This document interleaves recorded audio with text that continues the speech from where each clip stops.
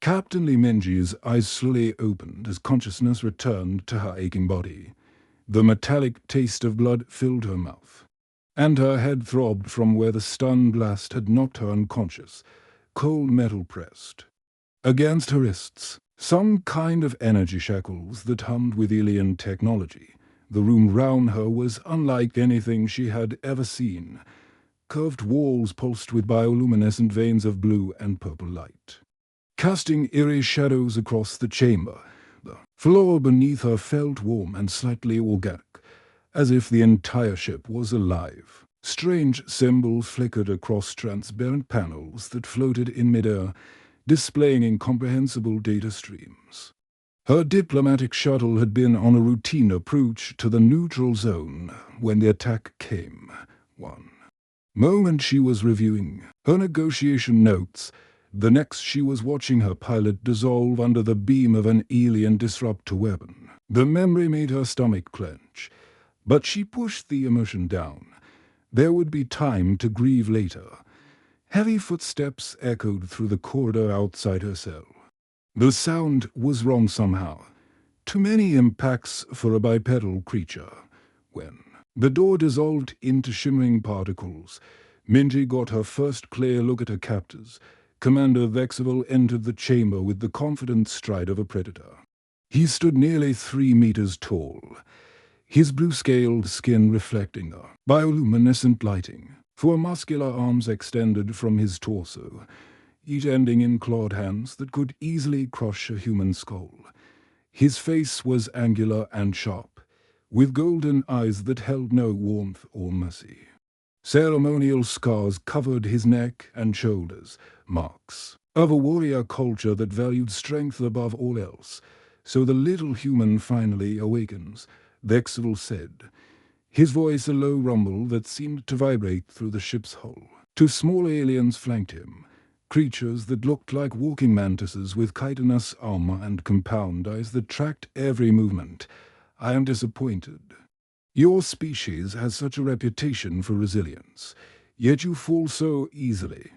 Minji said nothing, but her mind was already working. She noticed how the commander's lower left arm favored his right side, suggesting an old injury.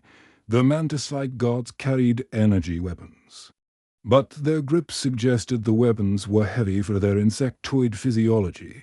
Most importantly, she observed how all 3 aliens had to duck slightly to enter the chamber. The ship was built for their species, which meant doorways and corridors would slow them down if she ever got free. "Your silence does not impress me," Vexival continued, circling her cell like a shark. "We intercepted your diplomatic codes weeks ago. We know about your pathetic peace offering, your desire to avoid conflict, weakness." He spat the last word, like a curse, through the energy barrier. Minji could see more of the ship. The corridors beyond her cell stretched in organic curves, lit by the same pulsing bioluminescence. She caught glimpses of other crew members, various alien species that seemed to serve the Vellani Empire. Some looked reptilian like Vexival, others were insectoid, and a few appeared to be mechanical constructs with glowing optical sensors. The great human diplomats. One of the mantis guards chittered in broken standard, so feared across the galaxy, so intelligent, yet here you sit, captured like a small animal. Minji counted the guard rotations. Every 37 minutes, the mantis guards would step away to check other parts of the ship. The energy barrier had a slight flicker every time the ship's engines pulsed, perhaps a power fluctuation she could exploit. She memorized the symbols on the floating control panels, looking for patterns that might indicate door controls or security systems. The ship itself was massive. Through a transparent section of wall, she could see the curved hull extending far beyond her view. Weapon ports lined the exterior like the spines of some cosmic beast. Fighter craft moved in formation round the main vessel, sleek, predatory shapes that reminded her of Earth's manta rays. "Your planet will surrender within 3 rotations," Vexival announced, his golden eyes gleaming with satisfaction. when they see how easily their best diplomat was captured. Their spirit will break. Humans value individual lives too much. Another weakness we will exploit.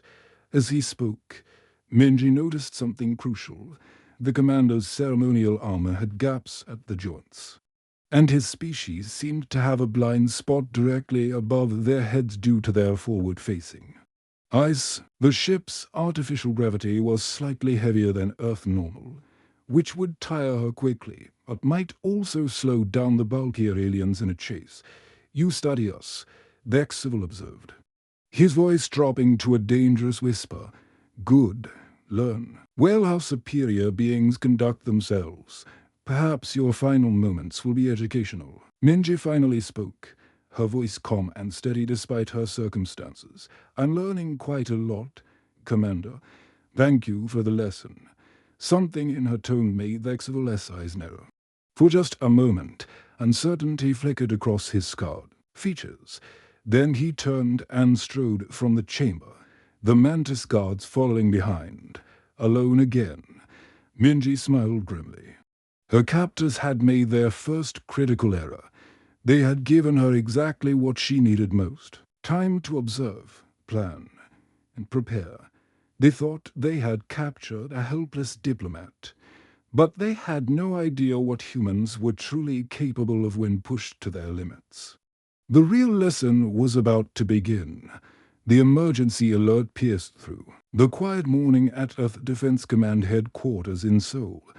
General Park Hyunwoo was reviewing fleet deployments when his aide, Lieutenant Kim Subin, burst through the doors with a face as pale as winter snow. "Sir, we've lost contact with Captain Lee Minji's diplomatic shuttle," she announced, her voice trembling slightly. Long-range sensors detected weapons fire in the neutral zone within minutes. The Situation Room filled with Earth's top military officials. Admiral Yoon Tae-young commanded the Space Fleet, Colonel Yoon Minna handled intelligence operations, and Dr. Nam Ji-hoon served as their alien technology specialist. The massive holographic display showed the last known position of Minji's shuttle. Nothing remained but scattered debris and radiation signatures. Then the transmission arrived. The alien broadcast hijacked every communication channel on Earth simultaneously. Television screens, internet feeds, military communications, even personal devices. Everything displayed the same chilling image. Commander Vexivil stood in what appeared to be the bridge of a massive warship, his forearms spread wide in a gesture of dominance. "People of Earth," his voice rumbled through translation software, "your pathetic attempt at diplomacy has failed. Captain Lee Minji is now our prisoner. You have 72 of your hours to surrender your planet completely, or we will execute her for the galaxy to witness." The broadcast shifted to show Minji in her cell. But something was wrong with the aliens' plan from the very beginning. Instead of the broken, terrified human they expected to display, viewers saw a woman sitting calmly in meditation pose, her eyes closed and breathing steady despite the alien shackles on her wrists.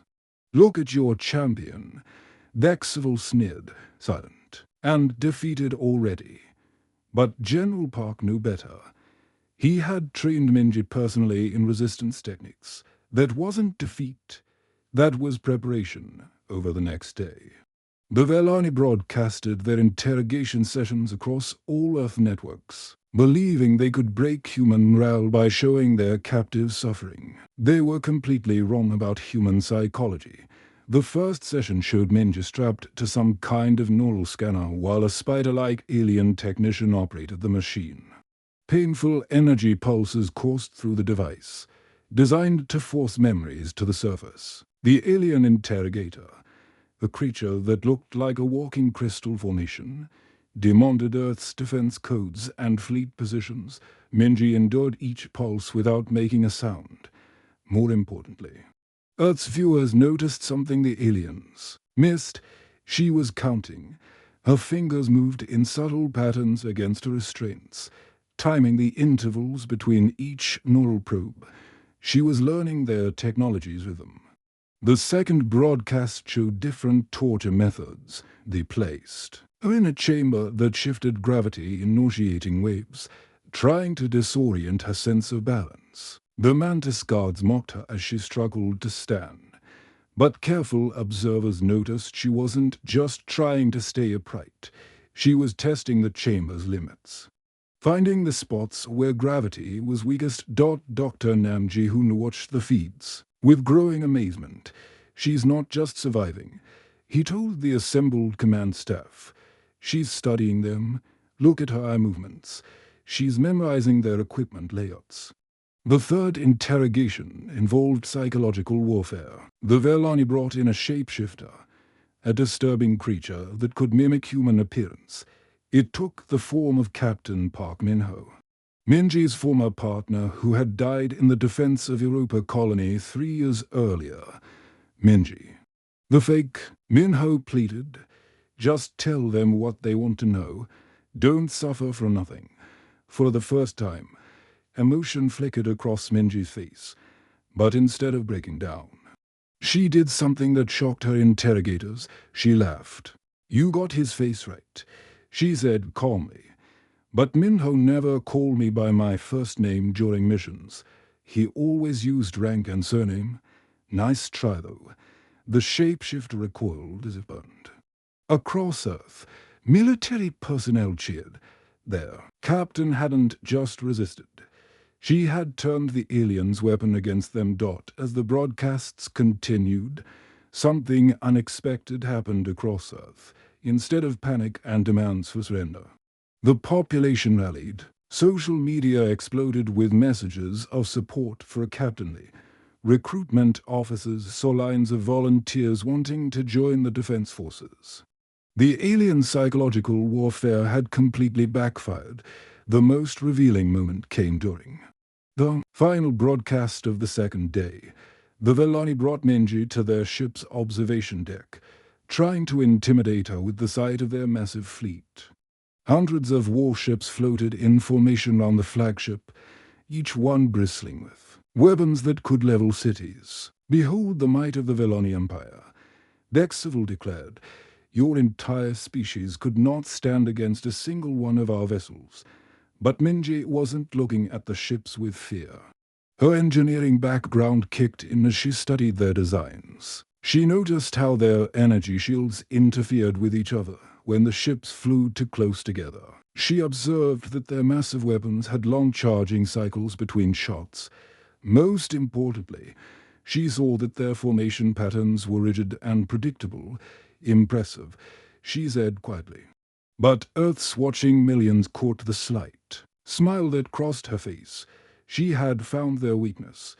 General Park leaned back in his command chair, a grim smile matching his captured officer's expression.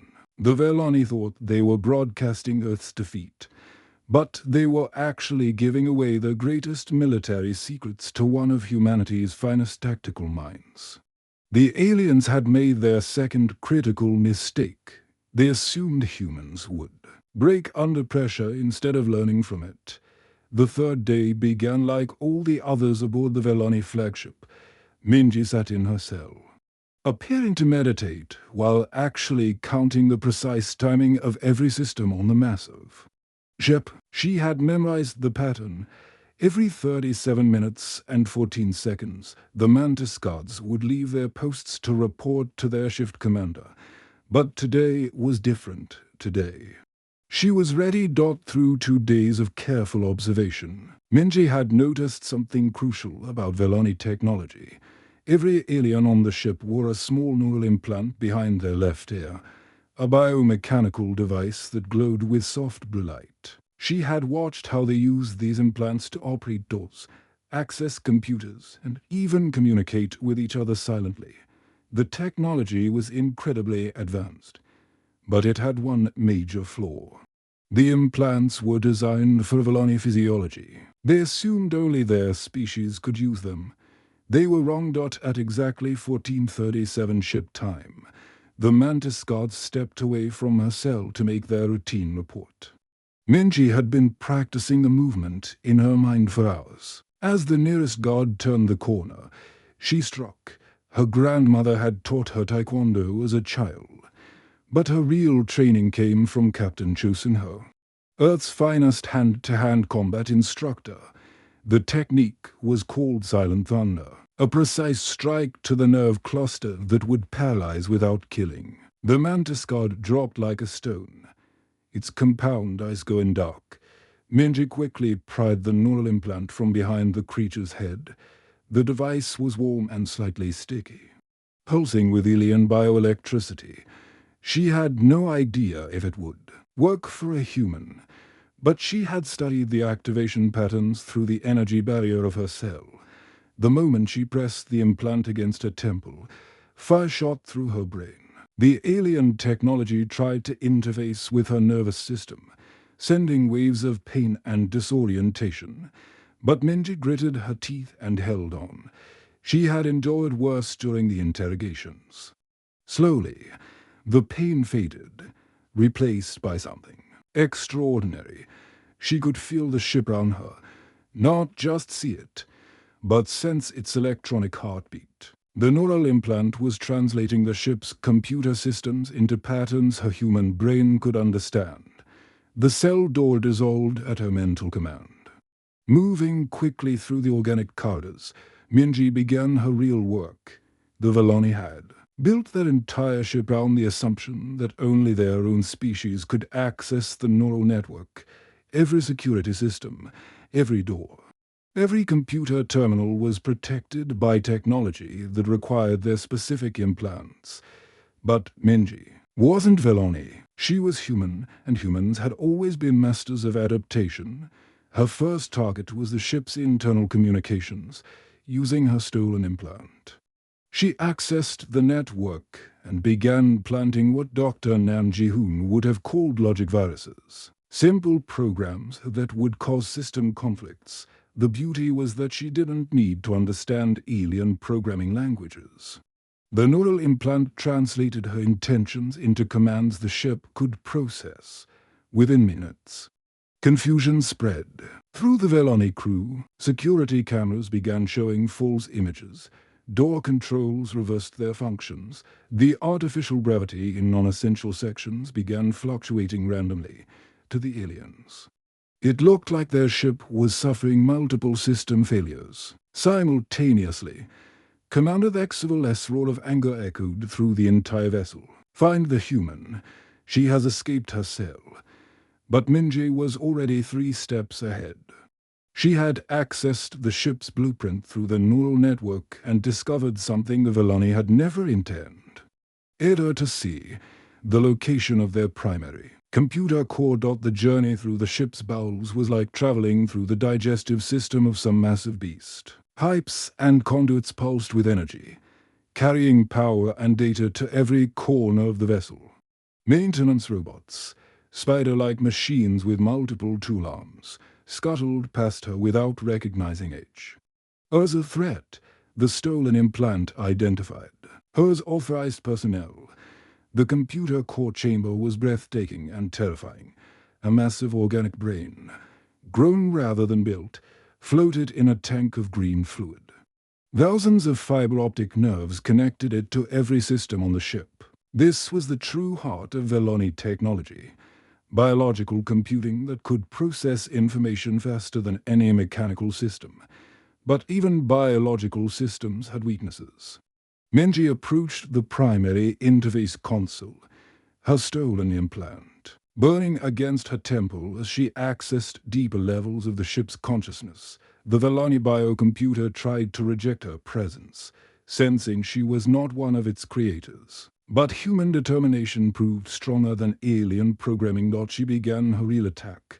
Instead of trying to destroy the systems, Minji did something far more clever. She began teaching the ship's computer to think like a human. She introduced concepts of improvisation, creativity, and adaptive thinking into its rigid programming structure. The effect was immediate and catastrophic for the Veloni crew. Their perfectly ordered ship began behaving unpredictably. Elevators took crew members to random floors. Food dispensers started serving meals at incorrect temperatures. Most critically, The weapon systems began running diagnostic routines that would take hours to complete.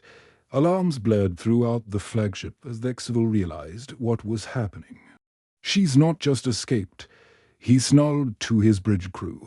"She's turning our own ship against us." Emergency lights bathed the corridors in red as search teams rushed through the vessel. But Minji had already moved to her next target, the ship's external communications ray. If she could access it, she might be able to contact Earth. The communications chamber was guarded by two of the crystal creature interrogators, but Minji no longer needed to fight her way past them. Using her connection to the ship's systems, she simply sealed them in their own room and routed their oxygen supply to make them drowsy dot as she reached the communications console. Minji smiled grimly.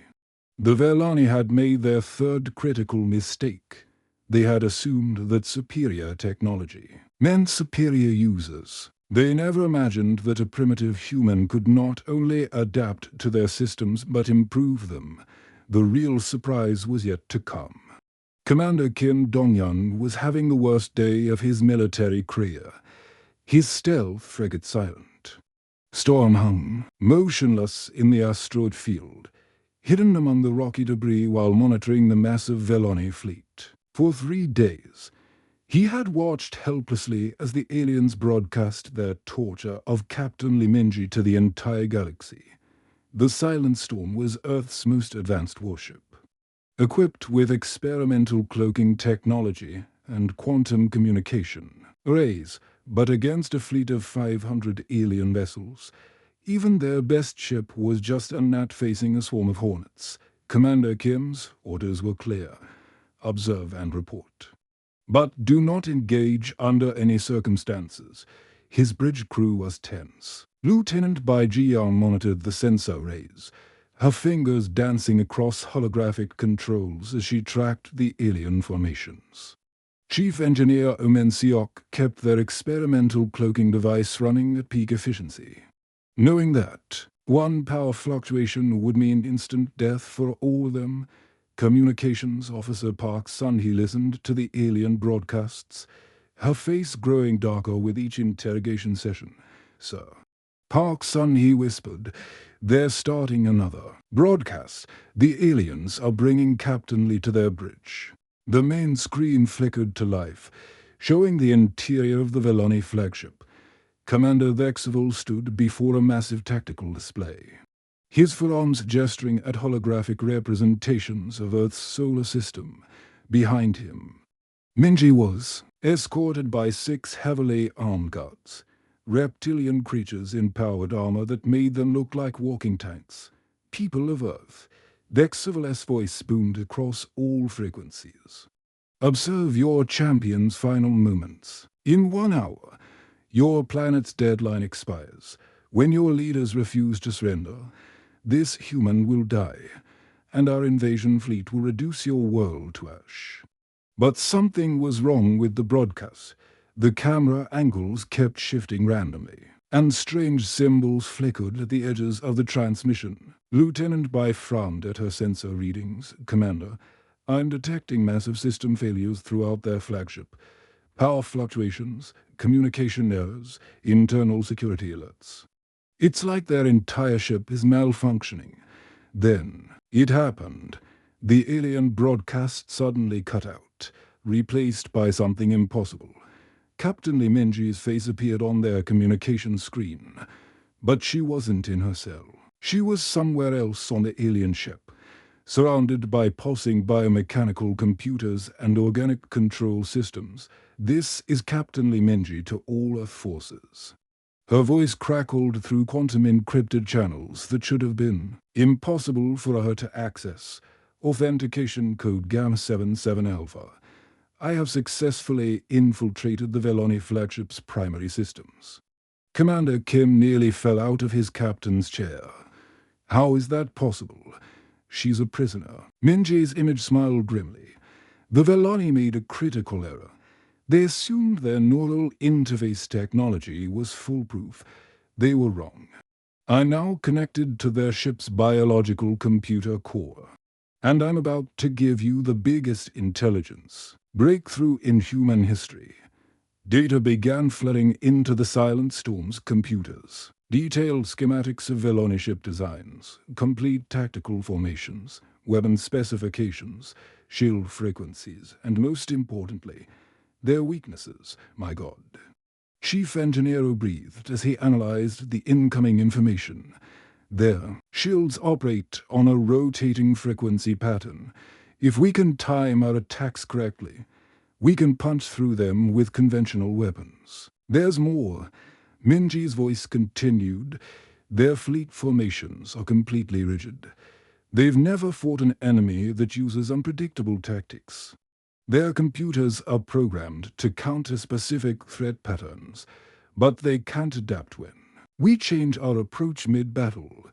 Lieutenant Bay's sensors suddenly screamed with new context. Sir, the entire Veloni fleet is moving. They're breaking formation and heading straight for Earth. On the main screen, they could see the alien vessels accelerating toward humanity's home world. Hundreds of massive ships, each one capable of destroying entire cities, moving in perfect geometric patterns like a swarm of mechanical locusts. But then Minji's revelation continued with something even more shocking. Commander Kim, I'm uploading the location of their command ship's critical systems, but there's something else you need to know. The Velani aren't the real threat. They're slaves. The transmission flickered as explosions rocked the alien flagship. Through the static, they could see Minji fighting to maintain her connection to the ship's systems while Velani security forces closed in on her position. The true enemy is called the hegemony. She continued desperately.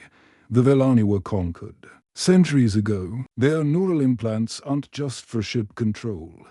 They're slave collars. The hegemony uses conquered species as shock troops while they remain hidden. This changed everything. Commander Kim's mind raced as he processed the implications. If the Velani were slaves, then defeating them might not end the threat to Earth. I'm detecting something else in their fleet. Minji's voice was growing weaker as the alien computer systems fought against her human intrusion. Hidden ships using different technology. They're cloaked, but I can see them through the Veloni. Sensors, Commander. You have to warn Earth Defense Command. This invasion is just the beginning. Suddenly, the transmission cut to chaos. They could hear alien voices shouting. Energy weapons firing, and the sound of running footsteps. The screen showed glimpses of corridors as Minji fled through the ship, still somehow maintaining her connection to their communication systems. I've given you everything I can. Her voice came through bursts of static. The Velani fleet has a fatal flaw in their shield. Matrix, hit them with alternating frequency bursts, and their own shields will tear their ships apart. But remember, save as many as you can. They're not our enemies, they're victims. The final image showed Minji reaching some kind of escape pod bay. Alien guards closing in from all directions. Her face was determined, but exhausted. The stolen neural implant behind her is sparking with dangerous energy. Tell General Park that Operation Thunderstorm is now active. The Defense Command will know what that means, and Commander Kim, show the galaxy what humans can do when we fight for our freedom. The transmission ended just as the Silent Storm's quantum communicator exploded with incoming messages from Earth Defense Command. Every military base, every orbital platform, every ship in the Earth fleet was receiving the same data package that Minji had risked her life to transmit. Commander Kim looked at his crew with new determination. They were no longer just observers, hiding in an asteroid field. They had become the first recipients of intelligence that could change the course of the war. All stations, prepare for combat, he ordered. We're going to show these aliens exactly what Captain Lee Minji meant about human creativity. The Silent Storm began powering up its weapon systems, ready to test Minji's discoveries against the approaching alien fleet. Admiral Choi Sulji stood on the bridge of Earth's flagship Indomitable.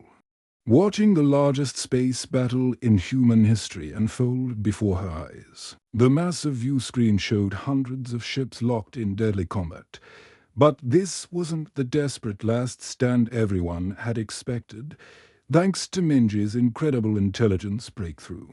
The tide of war had turned completely, all fleet. Commanders, this is Admiral Choi. She spoke into her command headset. Execute Thunderstorm Protocol. Hit them with alternating frequency bursts, just like Captain Lee instructed. Across the solar system, Earth's defense fleet began implementing Minji's discoveries. The human ships looked tiny compared to the massive Velani vessels, but size didn't matter when you knew exactly where to strike. Commander Kim Dong-yeon's Silent Storm was the first to test Minji's theory. His tactical officer, Lieutenant Han Gale, locked onto a Velani cruiser and fired a precise sequence of energy bursts at different frequencies. The alien ship's shields, designed to be impenetrable, suddenly began tearing themselves apart from the inside. Direct hit, Han shouted with excitement. Their shields are collapsing exactly as Captain Lee predicted. The Velani cruiser, once a terrifying symbol of alien superiority, drifted helplessly in space as secondary explosions ripped through its hull. But instead of destroying the vessel completely, Commander Kim followed Minji's final instructions. Disable only. He ordered, target their weapons and engines, but leave life support intact. Remember, they're slaves, not enemies. This became the pattern across the entire battle. Human ships, using Minji's intelligence data, systematically disabled the Velani fleet without unnecessary killing. It was a display of both military precision and human compassion that would be remembered throughout the galaxy. On the bridge of the Velani flagship Dominion's Edge, Commander Vexival watched, his perfect fleet fall apart with growing terror. His forearms trembled as report after report came in of ships losing power, weapons failing, and formations breaking apart. How is this possible? He roared at his bridge crew. These humans use primitive technology. Their ships are nothing compared to us. His chief tactical officer, an insectoid creature with compound eyes, chittered nervously. Commander, they're not fighting like any species we've encountered. Their attack patterns keep changing. Our computers cannot predict their next moves. What the Velani didn't understand was that they were facing the full creativity of human military doctrine. Captain Yujinsu of the destroyer Thunderbolt executed a maneuver that no Velani computer could have predicted. He used his ship's gravity drive to slingshot round a disabled ollie. And vessel, attacking from an impossible angle. Colonel Lee Yumbi commanded a squadron of fighters that moved like a school of fish, never holding formation long enough for the alien targeting systems to lock on. But the real breakthrough came when Admiral Choi received an unexpected transmission from deep within the Velani fleet, the flagship.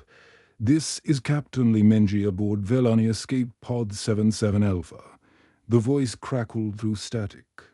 I'm transmitting the location of the hegemony control ships. They're the ones pulling the strings on the tactical display. New contacts appeared, ships that had been hidden by advanced cloaking technology. These vessels looked different from the Velani designs, sleeker and more sinister, with organic curves that suggested they were grown rather than built.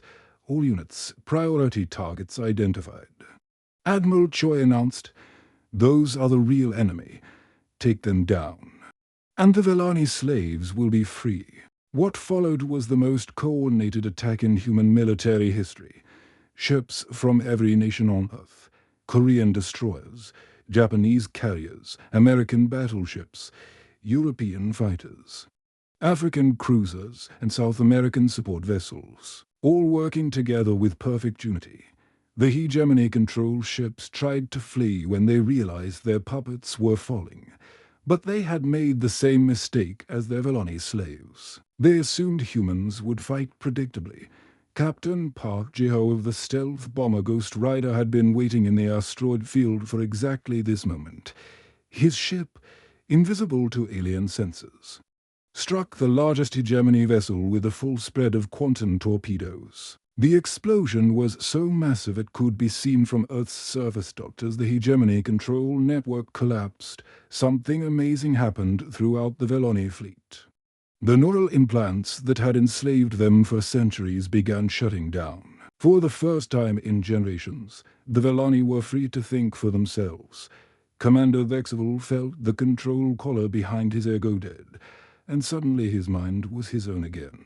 The rage and aggression that had driven him melted away, replaced by confusion and then understanding. He looked round his bridge at his crew, seeing the same awakening in their eyes. "By the ancient gods," he whispered, "what have we done?" The surrender came not from the Veloni, but from the hegemony remnants who realized they had lost their slave army. The few surviving control ships transmitted their unconditional surrender on all frequencies, begging for mercy from the humans who had shattered their empire in a single day. Admiral Choi accepted their surrender with the same dignity that Captain Li Minji had shown throughout her captivity. "This is Admiral Choi Sulji of the Earth Defense Force. Hegemony vessels, you will stand down and prepare to be boarded. All Velani ships, you are free. We offer you safe passage and medical assistance." The rescue operation was led by Dr. Song Yor aboard the hospital ship Mercy. Her medical teams worked tirelessly to remove the neural implants from thousands of freed Velani, treating them not as conquered enemies but as liberated prisoners. When Captain Li Minji finally stepped aboard the Indomitable, the entire bridge crew stood and saluted. Her uniform was torn, her face was bruised, and the stolen alien implant had left permanent scars on her temple. But her eyes held the quiet satisfaction of someone who had done the impossible.